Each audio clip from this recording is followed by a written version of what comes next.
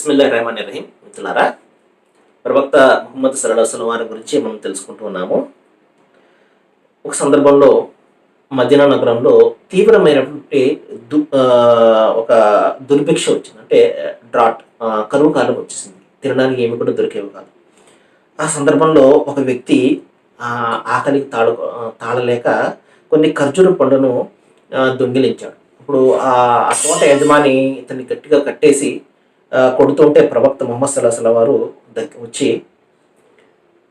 ఆకలిగా ఉన్నటువంటి వ్యక్తికి ఆకలి తీర్చడానికి మించినటువంటి సత్కార్యం ఏముంది అని చెప్పేసి, ఆయనకు జ్ఞానం లేదు కాబట్టి ఈ విధంగా దొంగతనం చేశాడు. అది ఆకలి తీర్చడం అనేది ఎంత పుణ్యాన్ని ఇస్తుందని చెప్పేసి ప్రవక్త ముహమ్మద్ సల్లల్లాహు అలైహి వసల్లం వారు అతన్ని విడిపించి అతనికి ఒక 60 సేర్ల ధాన్యాన్ని ఇప్పించి పంపించారు.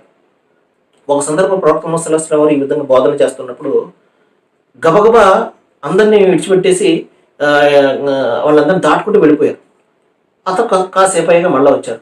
ప్రజలందరూ ఆశ్చర్యంగా చూస్తున్నారు, ఏంటి నేను ఎక్కడికి వెళ్ళిపోయారని చెప్పేసి.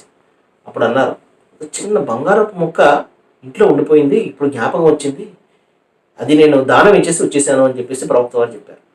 అంటే తన వద్ద ఏది కూడా ఒక 2-3 రోజులకు మించి ఆయన ఉండడానికి ఇష్టపడేవారు కాదు. అందరికి కూడా పంచేసేవారు. ఆయన చివరి రోజుల్లో ఆయన చొక్కాకు అనేక రకాల అతుకులు ఉన్నాయి. ఆయన ఇంట్లో ఉన్నటువంటి దీపానికి నూనె కూడా లేనటువంటి పరిస్థితి. సోదర మహాశిల ఒక సందర్భంలో ఆయన కటిక నేలపై పడుకుని ఉన్నప్పుడు ఒక ఖర్జూరపు చేప పడుకున్నప్పుడు ఆ ఖర్జూరపు చేప అంటే అది చెట్టు తేలిపోద్ది కదండి, గట్టిగా మన చేప మీద పడుకుంటే మనకు రెడ్గా పడుతుంది చూసారు, అలాగా చార్లు పడిపోయి. అప్పుడు ప్రవక్త శిష్యులు వచ్చి కన్నీరు పెట్టుకున్నారు. ప్రవక్త అప్పటికి ఆయన 3 వంతు ప్రపంచంలో 2 వంతుల మొత్తం ప్రపంచానికి భూభాగానికి 10 లక్షల చదరపు మైళ్ళ భూభాగానికి అధిపతి ఆయన. ఇప్పుడు అంటారు, ఇరాన్ రోము ప్రభువులు హంసతూలికా తరపాలపై వాళ్ళేమో ఈ విధంగా ఉన్నప్పుడు ప్రవక్త మీరేంటి అది కఠినాలపై పడుకున్నారు, కనీసం చిన్న పరుపైన ఏర్పాటు చేస్తానంటే అప్పుడు అంటారు, ఉమర్, ప్రపంచం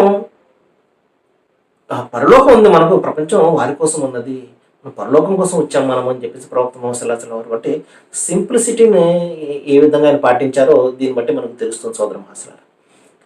సరే, సమయం అయింది, చాలా రేపు కొన్ని విషయాలు మాట్లాడుకుందాం. వాకిరు దావానా సర్వేజన సుఖినో భవంతు. జజాకల్లాహు ఖైర్.